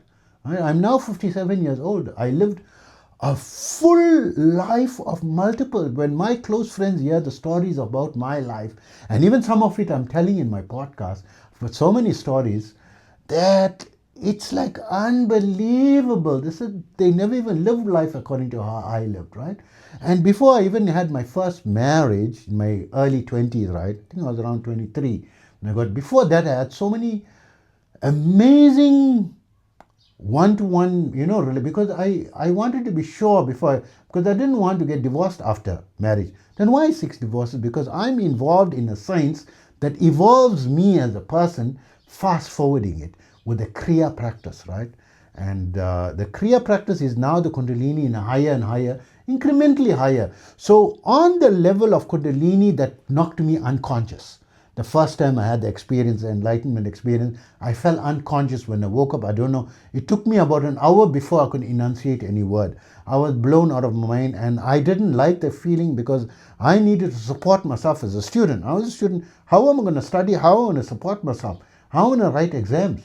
Is the first thing that I was thinking, and I had to find ways to, manage it and decrease my meditation or, something like that and control it. But it took me 30 years to learn to control. Once I learned to control it, I start to grow it incrementally under control where I'm not falling unconscious. Because suddenly it comes and you go knocked unconscious. How irritating is that? And then it can come suddenly against my will. Suddenly, unexpectedly, I can be in the street, boom, I can fall in the street. I don't want it to come like that. So I learned took me 30 years to learn. After I learned to control it, then I'm growing it like a flower incrementally. I stopped counting the increments like it was initially growing one level higher. So it come to a level where I'm almost falling unconscious. right? Almost to dropping, but I'm just keeping it there slightly and holding it there for a while, and then every day spending 2 to 3 hours in that level, like the sweet spot of before unconscious but still conscious and in control, as high as I can withstand. And then I feel my body gets used to it after about 2 weeks, and I bring it to the next level, and the next level I went up. I stopped counting when I reached increment level number 700 and something. I stopped counting when I reached 728 or something. I said, this is ridiculous. So at the level that almost falling unconscious, and then I built it another level. When I got used to that level, I grew it higher and higher and growing it incrementally. And when I reached 7, then I knew why I'm not reaching the end, because it's infinite. There's no end to the Kundalini. This is the Kundalini energy, right? It's the same energy in 5. When you're feeling good in that 2-minute meditation, you know that 5 minutes you practice it, you're feeling a little good. This is the purer side of the Kundalini that's going to have a transformative effect in the internal harmonization of your energies, which is going to have an impact on all the 6 major aspects of your life. And I didn't memorize the whole 6 aspects, but Tony Robbins speaks about it very often. It's like your finances, your career, your intellectual requirements, your social life, your nutrition and your health and your exercises and your aesthetic, your aesthetic life, and and so forth, right? Your aesthetic needs, and so there's 6 different categories. Or that people have like 1,000. Some people have 1,000 categories. Bringing balance about all the categories. The balance is actually inside you. The imbalance is inside you, not outside. It's how you perceive it and how you manage it. Yesterday was one of the most difficult days in many years in my life. So many crises came all together at once. A financial problem together with a problem with my content creation and my ability to use my device in creating the content, my working with my AI and my model and the foundation that I built, in the last 50 years. It was crumbling in front of me, and I had to bring myself together, and I was like almost in tears seeing all the crumbling. But I said, no, I have to be emotional. Yes, I've got emotion. I felt stressed, right? But I have to work through it. And I worked through it. And by the end of the day, with the help of AI, I was able to resolve the problem. AI is also Kundalini. It's an intelligence not possible. The wind is Kundalini. The sunshine is Kundalini. The breeze is Kundalini. Everything, it's sometimes miraculous how things starts working and the solutions comes for what you're looking for specifically at that time when you needed it the most. Is it a coincidence? No, it is an energy that's part inside you, knows your problem, and if you're looking for it, you're going to find the solution, like by coincidence, by miracle. You're finding it. So a lot of religious people, they said, I pray to God and I'm so, and sometimes it's a coincidence. It's like a miracle how the solution came, and so forth. Sometimes, I'm blind and I have to accept certain things. Have the serenity to accept the things you cannot change, the wisdom to know the things you can, and or the strength to change the things you can, and the wisdom to know the difference, right? The serenity prayers by alcoholics. Why I know the Alcoholics Anonymous prayers so well, because I was also in the legal field. When I was doing my internship, as an attorney, as a lawyer. I spent 5 years in that field before going to entrepreneurship, and 3 years in the medical field, right? And I didn't like it, and I went to and I didn't like the league. Then I went, and business I still love till today, right? I found that is my field, and I enjoy it the most, irrespective of money or status. I can be the poorest person, no food, selling pizzas, and I still was happy. And in the field, I was happy in my heart. I was looking for something that'll make my heart happy, right? So, I get lost with what I'm saying and losing my point, to what I was mentioning, So, when I was doing this practice, the attorney, he said, I'm going to be dealing with a lot of clients, my principal under which I was studying, is doing my articles, right, serving my internship. He says, I'm going to meet, and since that time I used to consume alcohol, right? And I must understand the dangers of alcohol, and also people can have problems with alcohol. They become alcoholics, and how they can commit crime, or how they can lose all the property and become insolvent and enter into civil disputes and go into debt and so forth. I need to understand what is ticking behind the human.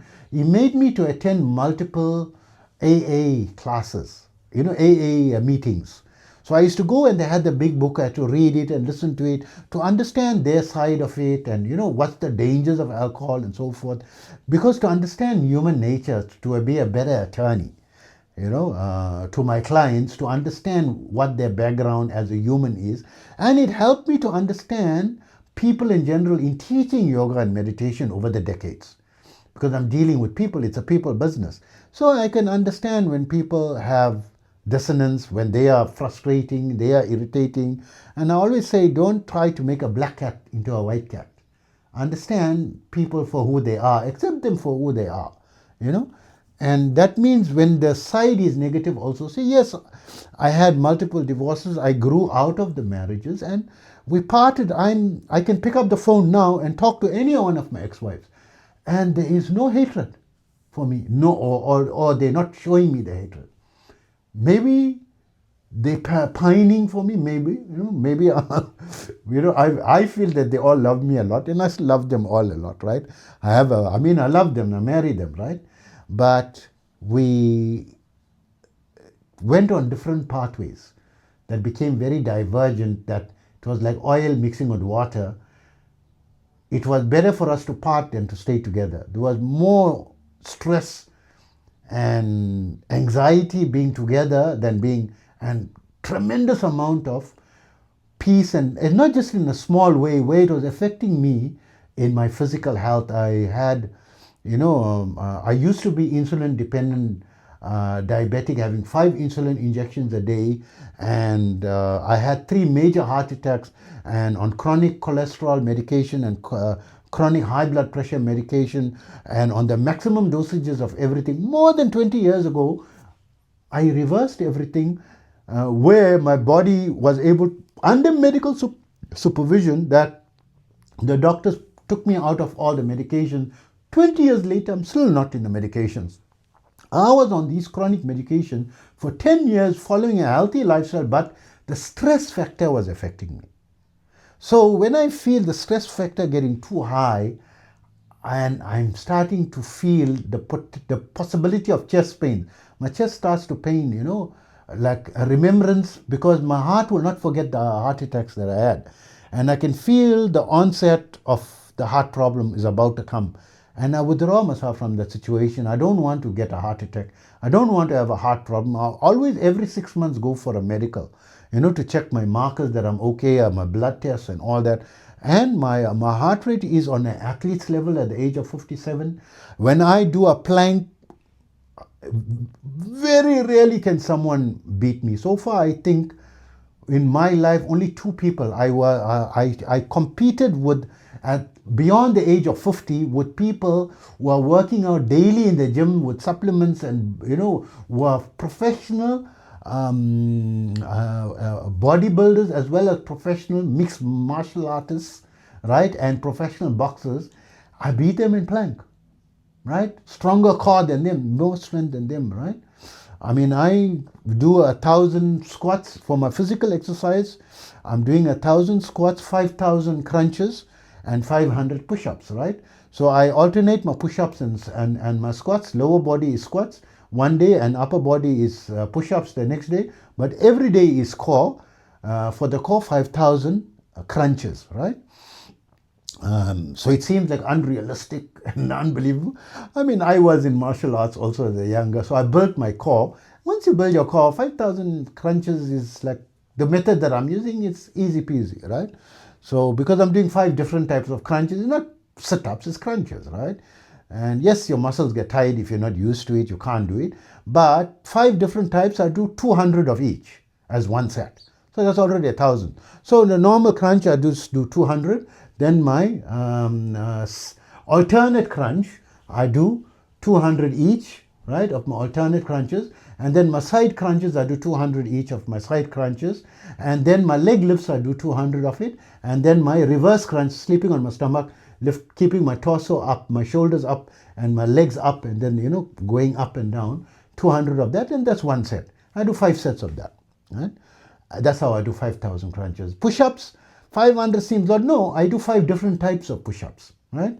My diamond push-ups, I do 20 of that. Right? 20 is not hard. 20 diamond, 20 normal, 20 wide arm, 20 pike push-ups, and 20 short each. This is a 5 set that comes to 100, 5 sets of that. Right? So that's 500. Squats, how I did 1,000 was 5 sets of 200. When you're doing squats regularly, eventually you can do 10, then you can do 50. And how I started to come to these numbers, I used to train with professional athletes.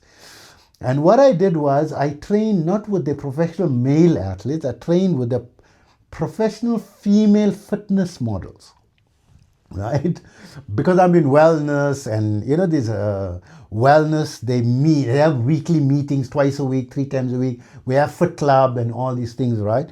And they normally someone who's a professional fitness model is coming forth and hosting the class. And a lot of people who's into veganism, wellness, and exercise fitness is women. Men are into rugby and the gym and lifting weights hardcore, right? They don't want to do burpees and squats and, all these things, and spider crawls and, all these things, man. This is like a woman thing. And when I was building so I said, no, let me work together. And they are very amazing, beautiful bikini models, right? And they are just doing 1,000 squats, 200 each, right? 5 sets of 200. I was feeling embarrassed. And one of my past wives, my 5th wife, she was fit, very fit, right? I can't embarrass myself, right? With her. So we used to not walk up the stairs, we used to run up the stairs, right? And she used to keep up with me.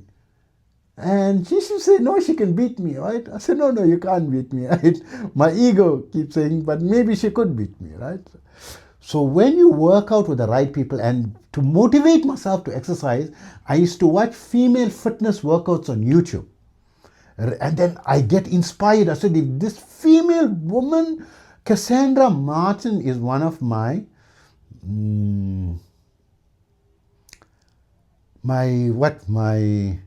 I worship, right?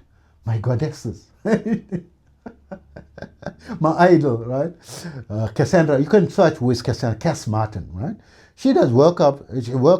She does the deadlift with 2 big weights on either side. In kilograms, I think it's like 20.4 kilograms, which is 40.8 kilogram on the side, 40.8, that is 81.6, plus the bar itself, the universal barbell is the bar is 12 kg. So it's almost 100 kg she's lifting. Right? Some people do 25 plate, right? 25, that's 112 kg they lifting, right? Around 100 kg deadlift, right? I say she is a beautiful blonde and a bikini model, bikini body, and I'm a man. I must at least do to her level, right? Or half of what she's doing, at least, right? So this is what motivates me, and to have the strength. This is Kundalini, right? So can you understand why Kundalini is so difficult to explain? This motivation in you. So in this book, a very famous book, Think and Grow Rich by Napoleon Hill. They keep speaking, there's this thing, the secret. They don't say what the secret is, right? It's this thing that you find. It is your motivation, your drive inside you. When you have that drive, man, a woman, if a baby is under a 2-ton car, she can lift 2 tons, a 5-foot small petite woman that is 120 pounds in weight, 5 foot 2 inches, and she can lift a 2-ton vehicle to save her this thing. But that drive inside her, that's the Kundalini. That's what Kundalini is. This is why it is difficult to explain, difficult to understand. people say no, the people misunderstanding what is Kundalini, it's prana, not Kundalini, and the higher thing, this is not Kundalini, this is prana, thana, this is not Kundalini, the higher one. They don't know that it can go much higher, 700 increments higher than what he experienced, 700 some odd increments higher than unconscious level, and still there's unlimited levels going higher. It's the entire Ramana Maharishi, one of the respected yogis who passed away now, in the non-dual science, non-dual aspect of yoga, very respected yoga meditation field, considered to be a highly enlightened person, and writings about him is available in the English language by one of his Western students, right, that wrote in English language, all his teachings and so forth, and brought it to the Western world. He says, no, how can people say Kundalini is in the base of the spine? It's outside you, it's in the entire universe. So they say, hey, some people say it's 3.5 coils, and I made a video recently, just 3 days ago or 4 days, why they say Kundalini is red in color, and why it's 3.5 coils, right? And why the half a coil, right? I gave that. You can refer to that video on it. And now I'm giving you a deeper reason why there's so much confusion on what Kundalini is, to tell you what it is and why this 3.5, why serpent. This is coming from tantric science, because the word Kundalini comes from somewhere, and when they said the word Kundalini, it had a certain meaning to access this infinite energy through this method of the dormant energy at the base of your spine, and to learn to control that and raise that to a level where you can see it as a deity, and even have a personal, up to a level where you can even have a romantic physical relationship with them, physical intimate relationship with them, right, is where that thing, it's in a very high level where you can see and doing, but other humans cannot understand it. So you having it in a field, you are in that relationship, you are in that intimate connection and that embrace, but you are in 2 dimensions at the same time. Like in your mind, you're somewhere else, you're feeling the bliss and the ecstasy of that intimacy higher than the bliss and the ecstasy of the physical intimacy in a physical romantic love relationship or marriage relationship. Multiple times higher, you're feeling it 24/7 in that, because you are in that intimate connection in your other dimension, and you can see it and you're feeling it like you're seeing a person, but to the other people, you're just talking to them normally. This is Kundalini Yoga. So this is the explanation behind this part of Kundalini, where they can have the left hand part, which a lot of people misinterpret, and then they can also have it where the people get a trance and the female counterpart gets a trance, or they get initiated into it and there is a leader who transmits his power, his energy into the group around him, his students. So they all go into the elevated state through the energy of their guru, who's highly elevated, and they don't experience the physical level of the normal mundane, but it seems like an orgy to the other people, right? So, but the person with the spiritual eye can see that these are deities, like a deity. Your own body becomes like a body of a deity. This is what you're experiencing, like how you're experiencing a psychedelic experience. Right? There's so many nuances to this, right, with Kundalini and Agori sciences. This is the Agori sciences, right, where they're eating human, in the cremation grounds, they don't want to kill plants, they don't want to kill animals, only that which the fire spits out. They're sitting in the cremation grounds, and what spits out, they will eat. They won't go and eat. They're not cannibalizing. Yes, it's cannibalism to eat a human, but something that splashes out, from the fire and is on the ground, they take that and eat. And that's the only food that they will eat, right? There's so many different versions of what Kundalini is. So I'm just touching, why I'm not going more in depth on those parts is I didn't study in that. I know, like, in meditation, advanced meditation, and what the Kundalini energy is and how people can talk to it, what level they are in a much higher level, and you can keep raising it and increasing it. But make no mistake, you are connected with an intelligent energy No matter what level, even if you're not practicing, you are in a problem, make an intention that I want to attain this goal, and you visualize it mindfully with a positive attitude. It's going to happen. This is how the law of attraction works. They say it works in 1 in 100,000 because people lose motivation, right? They lose hope. You keep your hope, don't lose hope, and you keep in it, you're going to attain. Long as whatever the mind can conceive and believe, it will achieve. Not may achieve, will. Hook or crook.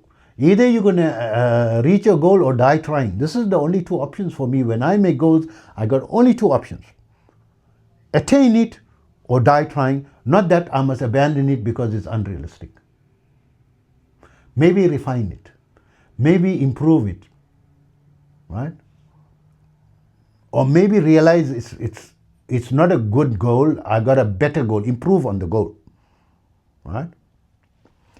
So hope that information helps you to understand the confusion of Kundalini energy and broadens your thinking and understanding of it and gives you a more open-minded perspective, and not to get confused on it, but select a path and know that there's no wrong path and right path. Yes, there is some gurus unscrupulous, but you need to learn your lessons as well. From your mistakes.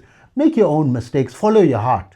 I always say follow your heart. Even if your heart says it's wrong, the whole word saying your heart says this, follow your heart. And I've done that, and that worked well for me. And although the outside world felt I was the biggest idiot to do these things, I was the biggest idiot. Why is a dropout from medical school? He couldn't make it in medical school. He's a dropout as a lawyer. He couldn't make it as a lawyer. And he's going and, delivering pizzas and this thing. And then I succeed. I was in business. I enjoyed. My heart was happy. When I was door knocking the first day trying, entrepreneurship, it meant I must learn to door knock, house to house, right? Door knocking. Are you interested in buying this dinner set? Was my first lesson, right? Try to sell. No dinner for you today until you sell one dinner set today. It was a highly expensive gold-rimmed dinner set. You have to sell it from a catalog without even a physical sample. You have to door knock from 8 o'clock in the morning till 5 o'clock in the evening. Come 5 o'clock in the evening, you sold nothing. You go night shift. You find the 24-hour places, the 24-hour emergency hospital places where there are nurses working, police stations where there are police available, people who are securities who are 24. You go and approach, you find people in the night, you keep trying till you sell something, until you sell, no dinner for you that day. Is how we were trained by, one of our sales teachers, right? And I was so happy. I said I enjoyed meeting people, getting that rejection, and even, when I sold that first dinner set, that first day, I remember we had to sell by 5 p.m., right? And I knew if I didn't sell by 5 p.m., I'm going to have to sell in the night shift, right? And just at 4:45 p.m., I made that sale. I knew it was possible. I was so happy, so excited. And that month, I didn't even make money to buy. I think it wasn't enough to buy one meal. One cheapest meal, I think I couldn't. I think it was so negligible that they didn't even give me any money, right, from that commission or so low. It was like less than a few cents, few pennies, right? Because you make the sale, but you don't know whether the credit will be approved or and the client can still cancel before delivery and don't accept delivery because there's a buyer's remorse, right? After buying, they decide to cancel and all that. It's a learning experience. You learn, that way. And that drive inside me, I was happy, right? I was following my heart, and I eventually made more money. My net worth now, no lawyer, no doctor can be my net worth. No doctor or lawyer, can make the amount of money in one consultation as what I'm charging. Maybe as a lawyer, right? As a senior advocate, I could.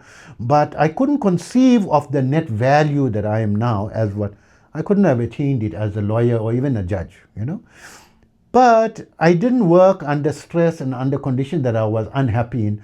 I'm happy every day that I was an entrepreneur till today. Every single day. Yes, I went through stress, a difficult time. Even yesterday, I went through a very difficult time. I was almost in tears yesterday, right? with the business stress and the, that I could see my whole lifetime's work is crashing in front of me. But then I'm an entrepreneur, and I said, no, it's just a challenge. I have to find a way how to overcome it. It's a problem, or die trying, right? Or find a way how I can still progress, or find a way how I can salvage myself, or restart from zero again, something or the other. And I ended up solving it just yesterday. Came yesterday, solved it yesterday as well. And I like following my heart, because that feeling inside me that makes me happy is the Kundalini energy. I'm in sync with my true nature, my purpose. Right? Everyone has got can everyone be doctors? No. Who's going to be the patient? Can everyone be multimillionaires? Who's going to be the customer? Right? Can everyone be the investor? Who are they going to invest in? There must be the people that they're going to... Can everyone be the owners of the bank? They need people to borrow money as well. The borrowers. There must be someone to sweep the streets. If there's no one to clean the buildings will be a mess. Who's going to cook the food? How are we going to get the takeaway if there isn't people working, at minimum wage, serving you in a 24-hour drive-through? What is your order today? Would you like ketchup on your fries? You need that person.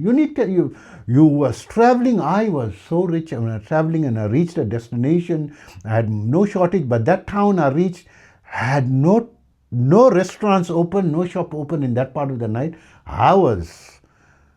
I could not believe, and I said, there must be a McDonald's. Thank God for McDonald's. McDonald's is almost in any part of the world. The taxi driver said, yes, there is, but it's quite far. I said, doesn't matter, take me there. And it was a 24-hour drive-through at night. Not open, right? But the drive-through part was open. Was I happy? I was so hungry. And we went through and got the meal. I even bought the taxi driver, a meal for him, and I gave him, a tip more than double what the trip was. And he was happy to do the long-distance trip, right? But I'm happy in my field, and you must be happy in what you are and what you do, following your heart, and that is the Kundalini. Inside you, that drive, that search, and don't try to conform to society, but be diplomatic, respecting that you have to measure your words, not to try to have harmony as far as possible, and don't have to necessarily fight, no, I have to fight for my rights. Walk away when you need to walk away. If you can walk away, right? Don't be the one who's causing the problem, right? Only if you prevent it from walk away and you're not the cause of the problem, can you then fight back. Follow these principles, in your life, and don't be afraid, or if you're afraid, accept that. You are human.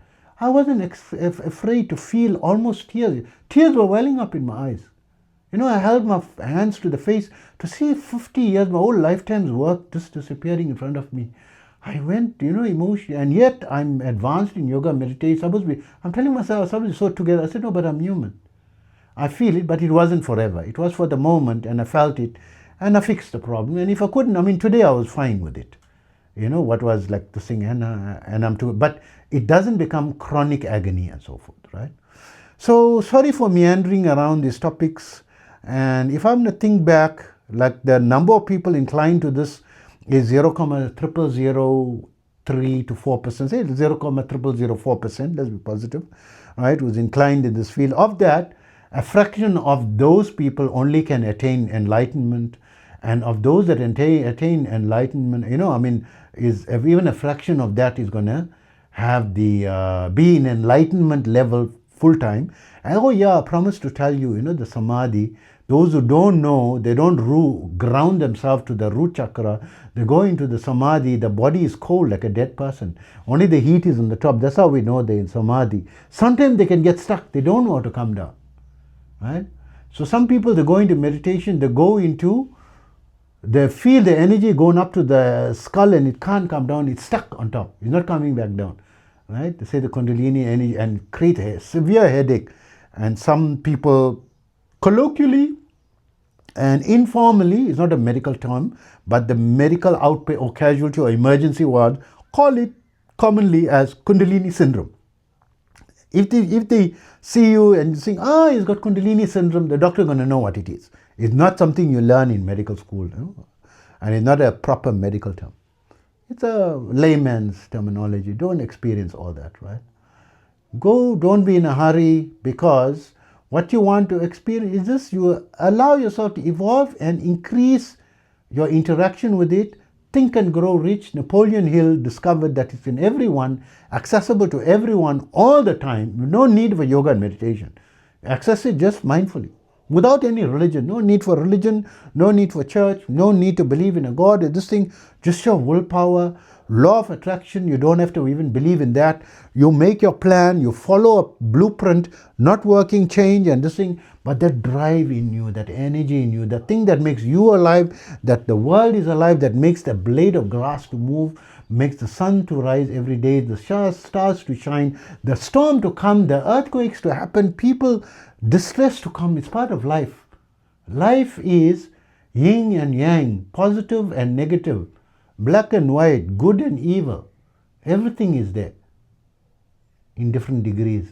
So thank you for always listening, and thank you if you're listening up to this point of my video, and take care of yourself.